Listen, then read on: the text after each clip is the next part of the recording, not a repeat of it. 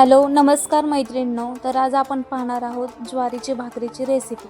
First आपण gas on केला, त्यावरती तवा ठेवलेला आहे आणि नंतर आपण एक परात घेणार आहोत ज्यामध्ये आपल्याला भाकरीचं पीठ चाळून घ्यायचं आहे चांगल्या पद्धतीने।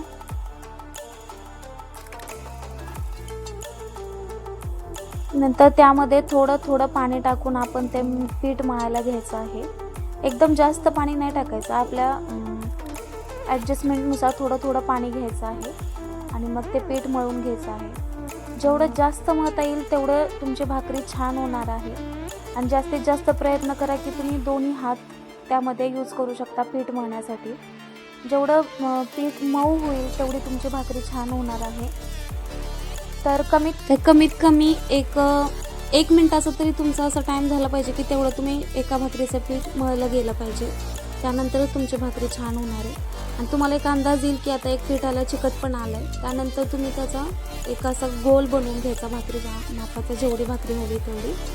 आणि त्यानंतर उरलेलं पीठ बाजूला ठेवायचं आणि त्याच्या खाली पहिलं पीठ टाकून घ्यायचं आणि नंतर त्यावरती परत तो भाकरीचा गोळा ठेवायचा आणि नंतर वरती परत पीठ ठेवायचं आणि पहिले एक हाताने आकार द्यायचा आणि एक हाताने थापायचं आणि नंतर परत दोन्ही हात घ्यायचे जवळजवळ आणि थांबण्याचा प्रयत्न करायचा।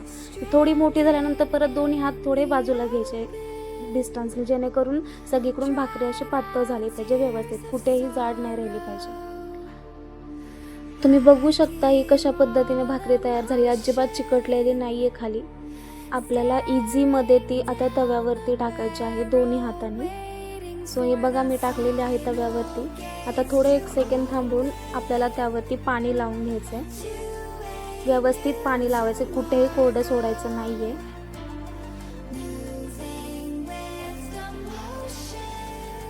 आता पाणी लावल्यानंतर परत 1-2 सेकंदासाठी थांबायचं पाणी सुकेपर्यंत आणि नंतर आपल्याला ते पलटी करून घ्यायची आहे भाकरी।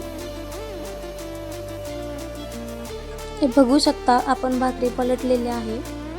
तर गॅसचा फ्लेम कंटिन्यू एकसारखाच ठेवायचा, जेणेकरून भाकरी पचायला व्यवस्थित पचते।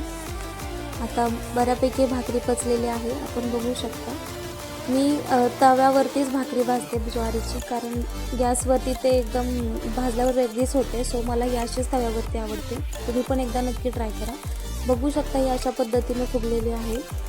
सो कशी वाटली रेसिपी तुम्ही मला कमेंट बॉक्समध्ये नक्की सांगा आणि अशाच नवीन व्हिडिओसाठी चॅनलला लाईक करा, शेअर करा, सबस्क्राईब करा। Thank you so much.